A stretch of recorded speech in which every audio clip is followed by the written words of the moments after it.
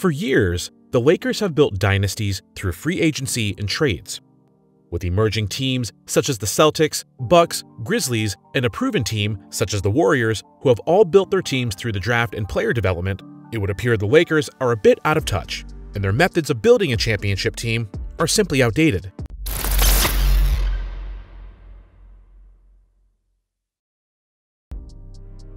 Within the last decade, the Lakers have only managed to make the playoffs 3 times. Of course, they won the title in 2020, but have completely fallen off the map ever since. The Lakers have gone through an array of talented all-stars within the last decade, having gotten LeBron James, Anthony Davis, Russell Westbrook, Dwight Howard in 2012, and Steve Nash, all acquired through free agency or trade. This pool of talent was only able to capture 1 title in the last 10 years. If we take a further look back, the list extends much further. The Lakers have acquired Gary Payton, Karl Malone, Shaquille O'Neal, Paul Gasol, Kareem Abdul-Jabbar, and Wilt Chamberlain, all of which were not drafted and developed by the Lakers. Albeit some of which were past their prime when going to the Lakers, Malone and Payton were scoring just about 20 points per game before coming to the Lakers. This group has captured 11 titles within the last 40 years, almost 3 titles every 10 years. This might have been the formula for success back in the day, but it clearly is beginning to show that the best way to build a championship team that is built for the long haul is through the draft, player development, and something the Lakers truly lack: patience. You can even look at the Brooklyn Nets, who tried to get an easy ring, having top talented superstars team up in the offseason with Kevin Durant and Kyrie Irving. We all know how that ended up: 0 rings and a clean sweep in the first against the Boston Celtics. I think the Warriors are one of the best examples here, with 3 titles to show for since 2015. Having 5 straight finals appearances, they were right to say that they were light years ahead of the league. They drafted 3 All-Stars, one of which was a superstar, and all have a specialty on the court other than just being a great scorer. All of them have a designated role and have embraced it to the full extent.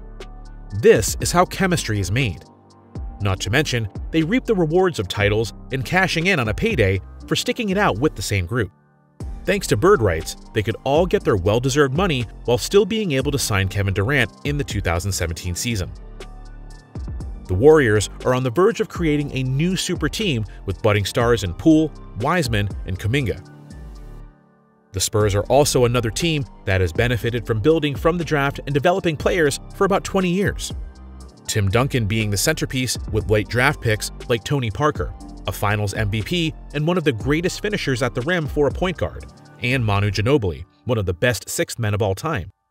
From 1999 to 2014, they were able to win 5 titles and have a winning record every season. There wasn't a year in that time frame where they weren't considered contenders. Other teams, such as the Bucks, who already captured a title in 2021, and the Celtics, who are quickly turning heads in the East and will surely capture a title one day, are all having tremendous success and without acquiring a marquee free agent.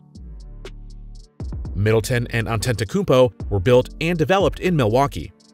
Tatum, Brown, and Smart have now been in Boston for at least 5 years and are looking to be a force to be reckoned with in the future. The Lakers, on the other hand, are simply looking at irrelevancy for the next several years unless LeBron and the organization can quickly flip Westbrook and potentially Davis in the next couple of seasons, while LeBron is still productive. What's the difference between the 2022 Lakers and the rest of these up-and-coming new teams that were mentioned? The players from the Bucks, Celtics, Warriors, and onward have established a selfless culture willing to focus on one role for the sake of the team, even if it meant taking a back seat to the better player or to come off the bench. Something Westbrook and Carmelo have struggled to do as their production has greatly diminished from previous seasons. These teams that were built organically most always last for several seasons as title contenders. Do you think there's time for the Lakers to turn things around before LeBron decides to leave? Comment down below and remember to subscribe for more NBA content.